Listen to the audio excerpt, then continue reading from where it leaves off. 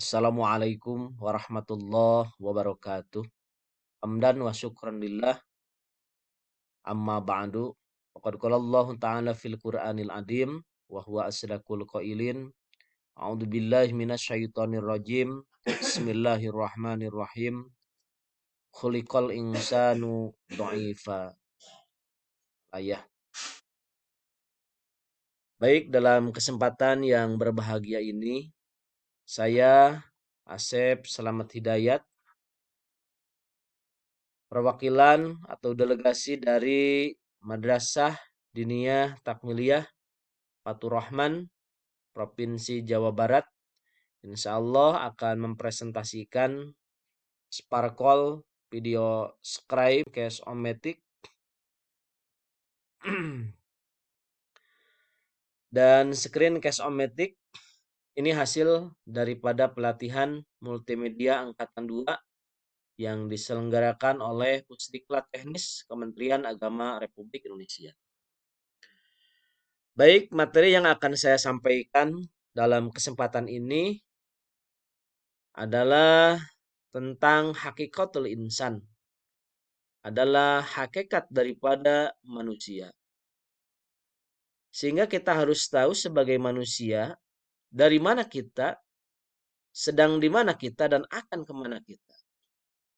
Tatkala manusia sudah mengetahui hakikat daripada manusia, sehingga manusia tidak akan lupa daratan, manusia tidak akan lupa akan hidupnya, manusia akan selalu beribadah, berbakti, amal soleh kepada Allah Subhanahu wa Ta'ala. Inilah adalah hakikat daripada hidup dan kehidupan manusia, hanyalah untuk beribadah kepadanya. Makanya di sini tujuan dari pembelajaran yang akan saya sampaikan, siswa dapat memahami hakikat daripada kehidupan manusia. Yang kedua, siswa dapat mengetahui asal-usul manusia. Kemudian yang ketiga, siswa supaya lebih meningkat ibadah kepada Allah Subhanahu wa Ta'ala. Kemudian yang keempat, siswa supaya tahu dari mana, sedang di mana, dan akan kemana. Kemudian yang kelima, siswa lebih meningkatkan atau menanamkan urgensi akhlak. Betapa pentingnya akhlak kepada orang tua yang telah membesarkan, yaitu dalam hal ini ibu dan bapak. Baik, kita langsung ke materi. Di sini materi yang akan kita sampaikan tentang hakikatul insan, hakikat manusia. Di mana hakikat manusia ini secara global, kalau kita skema di sini ada 5. Yang pertama, insan itu sebagai makhluk. Artinya manusia yang diciptakan oleh Allah Subhanahu wa Ta'ala. Yang kedua adalah mukarramun. Artinya manusia yang diberikan kemuliaan oleh Allah Subhanahu wa Ta'ala dibanding dengan manusia yang lainnya. Kemudian yang ketiga adalah mukallafun, orang yang tertaklif, orang yang diperintah oleh Allah Subhanahu wa Ta'ala. Kemudian yang keempat, manusia itu adalah mukhayyarun, artinya orang yang diberikan pilihan mau memilih jalan benar, jalan salah, sehingga manusia diberikan pilihan oleh Allah Subhanahu wa Ta'ala yang endingnya, yang akhirnya Allah Subhanahu wa Ta'ala sebagai hakikat daripada manusia memberikan sebuah majziyun, artinya sebuah balasan, sehingga balasan manusia surga dan neraka nanti di akhirat. Baik, kita urai saja tentang pengertian daripada manusia. Di sini ada beberapa pakar yang mendefinisikan tentang pengertian manusia atau pengertian insan. Yang pertama, menurut Profesor Abbas Mahmud El-Agas, di mana beliau berpendapat manusia itu adalah makhluk yang mempunyai tanggung jawab, yang diciptakan dengan sifat ketuhanan. Kemudian, menurut Aristoteles, dalam pengantar ilmu logika atau ilmu mantik, beliau mengatakan, al-insan huwa hayawanun natikun. Ma huwal insan? Al-insan huwa hayawanun natikun. Adalah manusia itu makhluk atau hayawan yang mampu berpikir. Karena Allah Subhanahu wa Ta'ala memberikan 3 potensi dasar kepada manusia. Sehingga manusia diberikan kemuliaan oleh Allah Subhanahu wa taala, diberikan sebuah kelebihan oleh Allah Subhanahu wa taala. Di antaranya adalah potensi dasar yang Allah berikan kepada manusia itu adalah yang pertama as-sam'a. Artinya pendengaran. Subhanallah, Allah memberikan sebuah nikmat kepada kita, pendengaran. Sehingga pendengaran ini harus kita tasurupkan kepada sesuatu hal yang positif. Kemudian Allah menciptakan atau memberikan potensi dasar al-absar, artinya penglihatan. Dan yang ketiga, Allah Subhanahu wa taala memberikan potensi dasar yaitu hati, sehingga kita harus mampu management qalbu kepada arah yang baik, sebab hati kita merupakan raja dalam diri kita. Next, kita lanjut. Kemudian isi yang kedua adalah proses penciptaan manusia. Di mana proses penciptaan manusia ini ada dua hal. Yang pertama, proses manusia itu diciptakan secara proses ajali. Yang kedua, manusia itu diciptakan oleh Allah melalui proses alam. Yang pertama, proses ajali. Di mana proses ajali ini adalah proses penciptaan manusia dengan kun fayakunnya Allah. Tidak ada campur tangan. Hanya Allah menciptakan manusia. Yang proses ajali itu ada tiga. Yang pertama adalah Nabi Adam alaihi salam. Yang kedua Siti Hawa. Yang ketiga Nabi Isa alaihi salam. Nabi Adam alaihi salam diciptakan langsung oleh Allah Subhanahu wa taala dari tanah melalui Allah. Begitu pula penciptaan Siti Hawa yang Allah ciptakan dari tulang rusuk Nabi Adam sebelah kiri. Kemudian yang ketiga adalah Nabi Isa alaihi salam yang lahir tanpa ada seorang ayah. Ini menunjukkan kepada kun fayakunnya Allah dan menunjukkan kepada maha kuasanya Allah kepada sesuatu yang baik. Kita lanjut. Yang kedua adalah secara proses alami. Di mana proses alami ini adalah manusia secara umum diciptakan dari saripati tanah. Air adalah merupakan asal-usul kehidupan manusia selanjutnya. Kita dilihat dalam Quran surat 21 ayat 30. Kemudian proses interaksi empat makhluk Allah Subhanahu wa taala yang dijelaskan oleh Allah dalam Quran surat 23 ayat 13. Subhanallah. Kemudian kita simak ada sebuah hadis, inna ahadakum yujma'u khalquhu fi batni ummihi arba'ina yawman nutfah. Summa yakunu 'alaqah mithla dalik, summa yakunu mudghah mithla dalik, summa yursalu ilaihi al-malak fayanfuhu fihi ruh wa yu'maru bi arba'i kalimatin bi rizqihi wa ajalihi wa amalihi wa syaqiyun am sa'idun. Sungguhnya tiap-tiap kalian dikumpulkan penciptaannya dalam rahim ibunya selama 40 hari berupa nutfah. Kemudian menjadi alaqah, segumpal darah. Selama itu juga lalu menjadi mudghah, segumpal daging.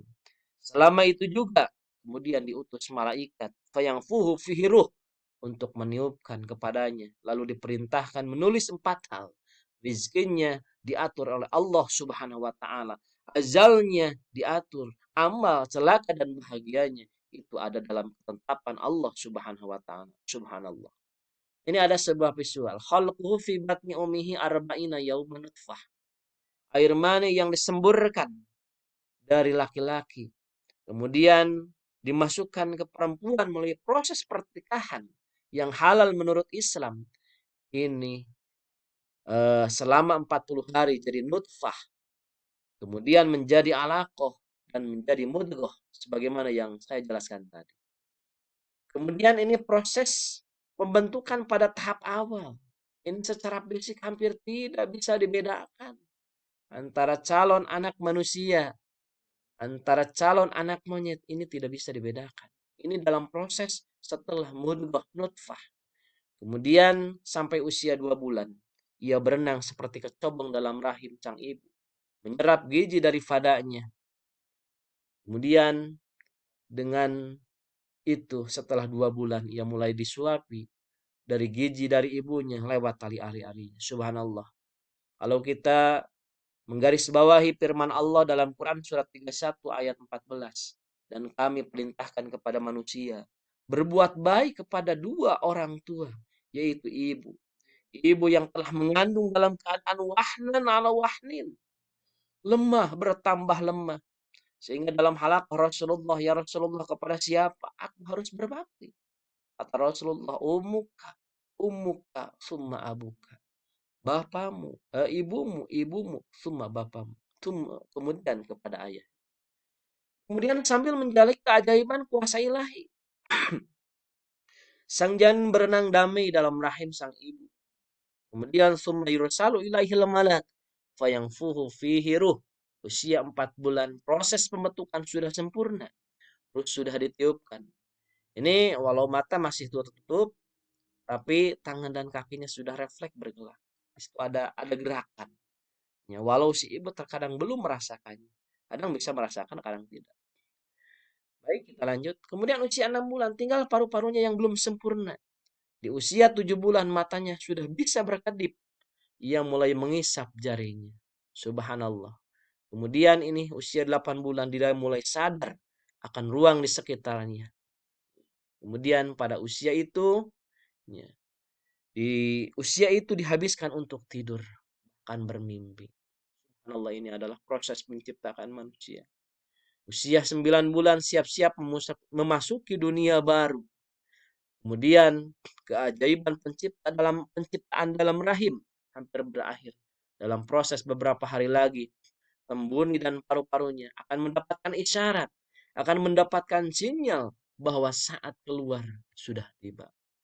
Kemudian lahirlah manusia ke alam dunia berupa bayi. Allahul ladzi khalaqakum min di'afin. Kemudian Allah menciptakan kamu menjadi bayi, menjadi anak-anak. Subhanallah. Di masa itu pun beralih masa kepada masa remaja. Di mana masa remaja adalah masa yang sangat labil. Masa di mana mempertahankan eksistensi dan jati diri. Kemudian pada waktu itu tak terasa oleh manusia. Seiring dengan berjalannya waktu, masa kanak-kanak, masa remaja, tibalah masa tua. Ini subhanallah yang harus menjadi bahan tafakur bagi kita. Kemudian disitulah summa innakum ba'da zalik lamayitun.